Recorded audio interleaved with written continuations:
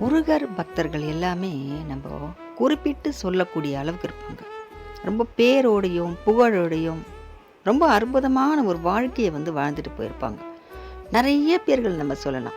குறிப்பிட்டு இந்த பேர் தான் நம்ம சொல்ல முடியாது. நெறைய சித்தர்கள், மகான்கள், ஞானிகள் இது மாரி அவங்கெல்லாம் வாழ்ந்துட்டு போயிருக்காங்க. முருகர் பக்தர்களா இருந்து ரொம்ப மேன்மையா கொண்டு வந்துருவார் முருகர். சாதாரணமான ஒரு வாழ்க்கையிலிருந்து நம்ம முருகரை வழிபட்டுட்டு இருப்போம். முருகரை நம்ம உண்மையா வழிபட்டுட்டு இருப்போம். முருகர் எனக்கு இது செய்யணும், அது செய்யணும்லாம் கிடையாது. முருகர் என் கூட இருந்தா போதும். எனக்கு கஷ்டம் இல்லாத என் வாழ்க்கை போனா போதும். யாருமே இல்லாம எனக்கு என் முருகர் என் கூட இருந்தா எல்லாமே எனக்கு இருக்கிற மாரியே எனக்கு தோணுது. அதனால முருகன் என் கூட இருந்தா போதும் அப்படின்னு நம்ம எல்லாம் வாழ்க்கையை இன்னைக்கு நடத்திட்டு இருக்கோம். அப்போ முருகர் எல்லாரையுமே உயர்த்த தான் பார்க்குறாரு. அந்தந்த காலகட்டத்துக்கு தகுந்த மாதிரி அவங்கவுங்க கருமாக்களை கழிச்சிட்டு எல்லாரையும் உயர்த்தி விட தான் பார்க்குறாரு முருகர்.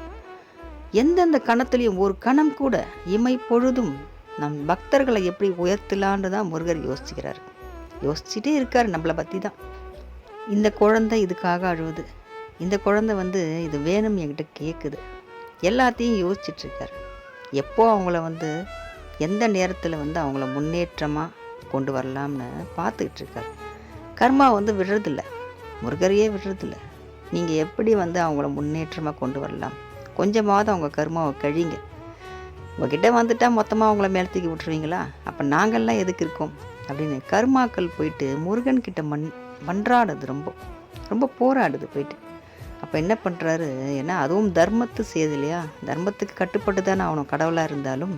அதனால் சரி அந்த கர்மாக்கள்லாம் கொஞ்சம் கழியட்டுமே அப்படின்னு பெருசாக கொடுக்காம சின்ன சின்னதாக நமக்கு அந்த கர்மாவை கழிக்க வைக்கிறார் முருகர்.